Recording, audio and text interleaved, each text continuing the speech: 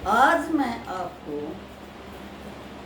अपनी हरियाणा की जो पुरानी संस्कृति है, जैसे कि मामा भांजे के लिए मोड़ या शेरा उसकी शादी में लेकर क्यों आता है, इस पर पुराने रीति रिवाज पर कुछ अपने सांस्कृतिक बातें बताना चाहूँगी।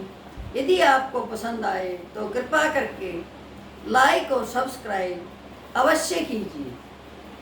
सुनिए अपने संस्कृति की कि मामा जो भात भरता है अपने भांजे का मोड़ लेके आता है या सेरा लेके आता है, क्यों लेके आता है, ये प्रथा कैसे और क्यों और किस कारण से पड़ी, इसी पर मैं आपको आज की कहानी सुनाना चाहती हूँ, जो कि मैंने बुजुर्गों से सुनी थी।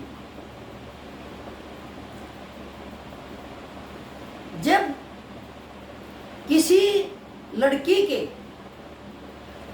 बच्चों की शादी होती है तो अपने मायके में भात न्योतने के लिए जाती है और भाई अपने भांजे का मोड़ और भांजी की कानों की बालियां, नाक की बालियां तथा कुछ गहने लेकर भात भरने आता है। इसका तात्पर्य क्या है? क्योंकि हरियाणा के अंदर, पूरे देश का तो मुझे पता नहीं, लेकिन हरियाणा की जो कल्चर है उसके अंदर जब कोई भी इंसान अपनी बेटी की शादी करता है, शादी करने के बाद जब दूल्हा राजा 7 फेरे लेकर अंदर थापे लगाने आता है, उनका मतलब होता है कि ससुराल घर में अपना निशान छोड़ना। कि लड़की और लड़का दोनों ही थापे लगाते हैं, उनसे ये होता है कि दोनों का मिलन है, दोनों के हाथ मिला दिए जाते हैं। और हमारी कल्चर कहती है कि जैसे इन दोनों के हाथ मिल गए हैं तो सदा के लिए, जब तक ये जिंदा रहेंगे, इनका पारिवारिक संबंध अच्छा रहेगा तथा ये मिलजुल कर काम करेंगे। जो ही दूल्हा राजा अंदर आता है तो उसका मोड़ या शेरा लड़की वाले अपने घर में रख लेते हैं। वो प्रथा होती है कि हमने आपका जो शेरा है, जो पगड़ी है, अपने घर में रख ली है, ये आपकी इज्जत है। और हमारे घर की इज्जत जो हमने 15-20 साल या 25 साल पाल पोस के आपको सौंप रहे हैं, उसको इज्जत से रखना और आदर सम्मान देना, तथा वो भी आपका ऐसे ही साथ निभाएगी जैसे कि 7 फेरों के अंदर उसने वचन भरे हैं। जब लड़की अपनी ससुराल जाती है तो उसके वहाँ भी बहुत सी जो पुरानी रिवाजें हैं वही होती हैं। जैसे कि पहले समय में हर इंसान के घर में दूध पिलाने का नेता होता था। उससे नई दुल्हन को नापते थे और गीत गाते थे कि भाई गेर गड़ी, भाई गेर गड़ी, सासू छोटी बहू बड़ी। उसका मतलब ये था कि आज से, अभी से इस घर की मालकिन बहू बन गई है, सासू का दर्जा बहू ने ले लिया है वही अब इस घर की लक्ष्मी है और वही इस कुल को आगे बढ़ाएगी तथा सभी के आदर सम्मान का, इज्जत का ख्याल भी रखेगी, बड़े छोटों का ख्याल रखेगी, बुजुर्गों का सम्मान करेगी, छोटों से प्यार करेगी और इस घर को सुचारू रूप से चलाएगी। जब वो लड़की माँ बन जाती है, बच्चे बड़े हो जाते हैं, तो उसको भी अपने बच्चों की शादी करनी होती है और वही लड़की जिसके पति का मोड़ या शेरा उसके मायके में रखा होता है, वहीं पर अपने बच्चों की शादी में अपने भाइयों के पास बेली कसार, गोड़े कुजे, चावल लेकर भाइयों के घर जाती है और उन्हें न्योता देती है कि भाई मेरा बेटा या बेटी की शादी है तो आप आओ और हमारे कुल की इज्जत बढ़ाओ।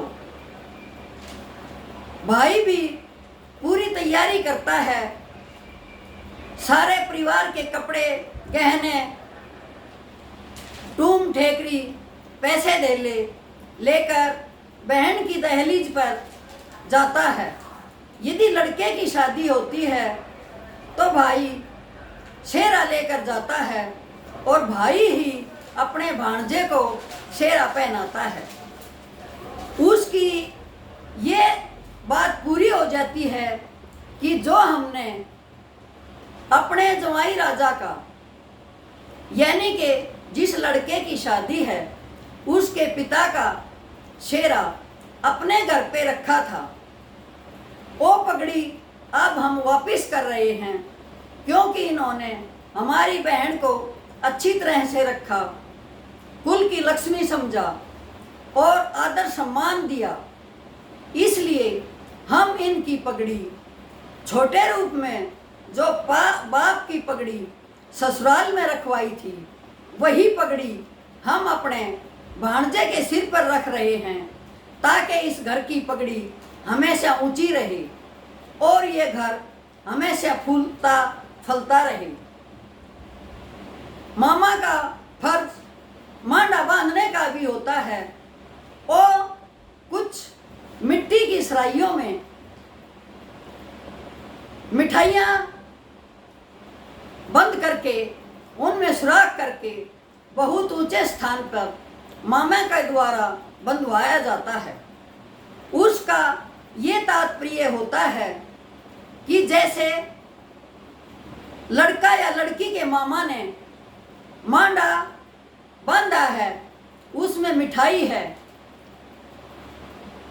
नाड़े का धागा है और मिट्टी की सराइयाँ हैं। मिट्टी से इंसान बना है और मिट्टी में ही वापस मिल जाना है और मिट्टी के बगैर हमारी गति नहीं है। जब तक हम पैदा होते हैं और तब तक मृत्यु के समय तक मिट्टी ही हमारे काम आती है, चाहे हम अन्न उगाएं, चाहे उसमें सब्जी उगाएं, चाहे उसमें पैदा हों और लास्ट में अंतिम समय में उसी में मिल जाएं। मिट्टी का, सराइयों का ये महत्व है। मीठे का महत्व ये है कि जो ही मामा मांडे को ऊंचाई के स्थान पर बांधता है तो ये कामना की जाती है कि इस घर को हमेशा मीठी यादें मिले, मीठे रिश्ते मिले, सब कुछ अच्छा हो, हमेशा मीठा मीठा ही रहे, कड़वा कभी न आए। उसके अंदर जब कुछ सराइयाँ लड़का या लड़की के बांध तेल में काम आती हैं तो उनको बहुत शुभ समझा जाता है, क्योंकि उसमें दूब होती है, हल्दी होती है, सरसों का तेल होता है, मेहंदी होती है। उन सब का तात्पर्य ये है कि दूब तात्पर्य है कुल की बढ़ोतरी का। जैसे दूब बढ़ती है ऐसे ही कुल की बढ़ोतरी हो। हल्दी है एंटीबायोटिक के हल्दी से दूल्हा या दुल्हन के बांध तेल में प्रयोग होती है और एंटीबायोटिक होती है और उससे दूल्हे को कोई बीमारी ना लगे, इसलिए तेल और हल्दी मेहंदी का प्रयोग किया जाता है ताकि हमारा दूल्हा या दुल्हन हर एक बीमारी से दूर रहें। और सबसे पहले गणेश जी मिट्टी का बनाकर थाली में रखते हैं, उसके ऊपर कच्चे सूत का धागा बांधते हैं ताकि सबसे पहले गणेश जी जो मिट्टी का बना हुआ होता है उसकी पूजा होती है। प्रत्येक पूजा की थाली में गणेश जी का बहुत महत्व है, क्योंकि श्री गणेश मिट्टी से ही होता है और अंत भी मिट्टी में ही होता है।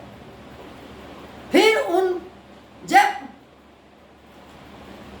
दूल्हे या दुल्हन को मामा पाटड़े से उतारता है तो सराइयों पर पैर रखता है।